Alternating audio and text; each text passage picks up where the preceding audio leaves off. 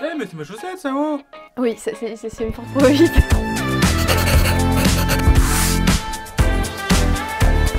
Hey, salut toi qui regarde ma chaîne de Do It Yourself. Je suis Maude et aujourd'hui on se voit pour une vidéo test. Nous allons voir ensemble comment utiliser le kit Tawashi de chez Pousse Pousse pour réaliser des éponges écologiques. J'avais déjà réalisé une vidéo consacrée à la réalisation justement des éponges écologiques Tawashi où j'avais fait moi-même la planche. Malheureusement les clous ne tenaient pas très bien et il y a eu quelques doigts de meurtri durant cette vidéo. Du coup, je me suis un petit peu intéressée sur ce qui se faisait sur le marché, s'il y avait justement des kits. Et j'ai vu qu'ils proposaient justement chez Pousse Pousse des kits zéro déchet. J'ai constaté qu'ils proposaient effectivement le kit Tawashi. Allez, c'est parti pour le tuto.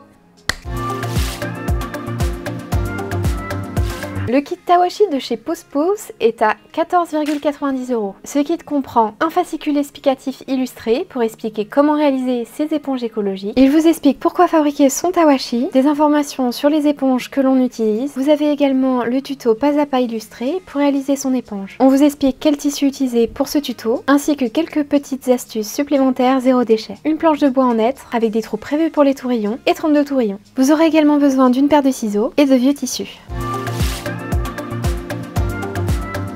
Commencez par découper vos bandes de tissu pour le Tawashi. On enlève les extrémités de la chaussette. Pour un Tawashi uni, découpez vos chaussettes en 16 bandes de 3 cm de largeur à peu près. Pour ma part, nous allons faire un Tawashi bicolore, découper 8 bandes d'une couleur et 8 bandes de l'autre. Nous coupons 8 bandes de 3 cm de largeur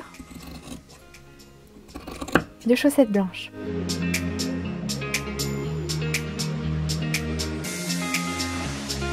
Faites de même avec la chaussette noire.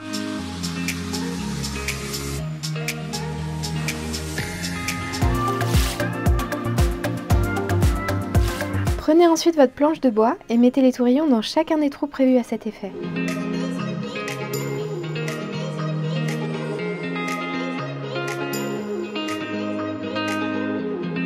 Si comme moi vous en avez plus, gardez-les de côté. Ils seront toujours utiles si jamais vous en perdez un. Ils sont faciles à mettre dedans et tiennent très bien. C'est rapide à faire et accessible pour tous. Vous pouvez même le faire une après-midi avec les enfants par exemple.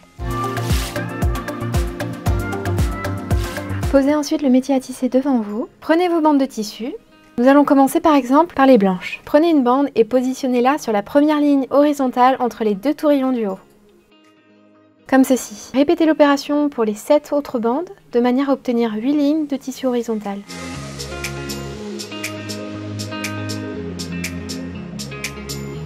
Nous allons maintenant tisser les bandes de tissu à poser à la verticale. Prenez une bande de tissu noire, puis accrochez-la au premier tourillon du haut de votre planche de bois.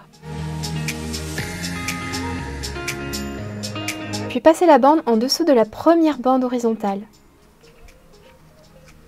Comme ceci. Vous êtes bien en dessous. Puis au-dessus de la deuxième bande horizontale. Et en dessous de la troisième. On fait une alternance.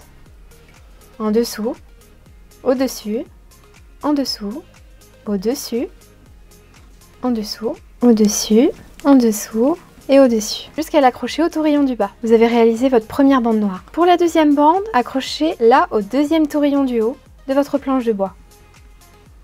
Mais cette fois-ci, au lieu de la passer en dessous, on la passe au-dessus. À l'inverse de la première. On passe au-dessus de la première bande horizontale, en dessous de la deuxième bande horizontale, puis au-dessus, en dessous, au-dessus, en dessous, jusqu'à l'accrocher au deuxième tourillon du bas. Pensez à serrer un petit peu votre tissage sur le côté. On va continuer d'alterner les bandes pour faire un tissage de bandes. Ma troisième bande noire va être exactement la même que la première. Je vais passer en dessous, au-dessus, en dessous, au-dessus, en dessous, au-dessus, en dessous, au-dessus, et je l'accroche au tourillon du bas. Et nous allons continuer l'opération avec toutes les autres bandes.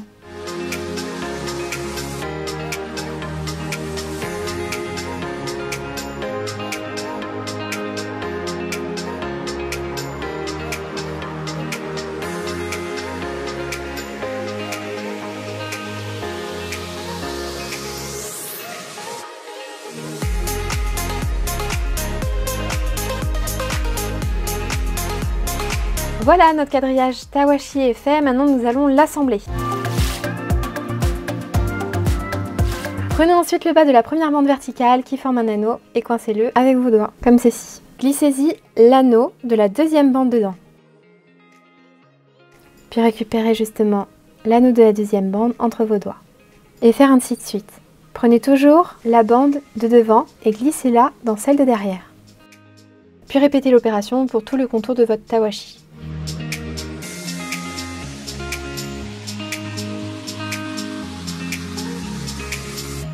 Serrez au fur et à mesure pour que votre éponge tienne bien. Continuez jusqu'à qu'il n'en reste plus qu'un.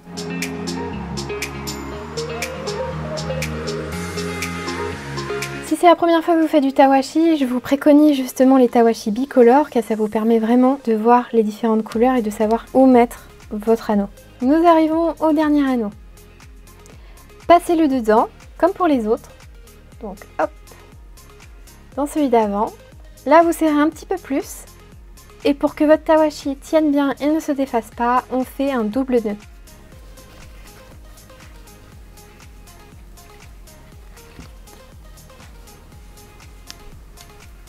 Comme ceci. Et on serre. Et voilà le résultat. La conclusion sur ce kit tawashi de chez Pousse Pousse, c'est que c'est rapide à faire, simple d'utilisation, c'est ludique, possibilité de le faire avec des enfants, réutilisable plusieurs fois, écologique et en plus une super idée de cadeau par exemple. Par ailleurs, pour ceux qui n'ont pas forcément de planches de bois chez eux et des clous pour réaliser soi-même son tawashi, ça permet d'avoir justement déjà un kit tout fait pour réaliser ses éponges. Si vous êtes intéressé, je vous mets le lien en description et vous pourrez aussi retrouver plein d'autres kits qu'il propose, comme celui du mois de novembre avec ses poches zéro déchet. Cette vidéo touche à sa fin, merci en tout cas d'avoir suivi cette vidéo jusqu'au bout. N'hésite pas à me dire en commentaire ce que tu as pensé de ce kit, j'y répondrai avec grand plaisir. Si tu as aimé la vidéo, n'oublie pas de laisser un petit pouce bleu et de t'abonner en activant la cloche, comme ça tu seras tenu informé de toutes mes prochaines vidéos. Et quant à moi, je te dis à bientôt dans une prochaine vidéo.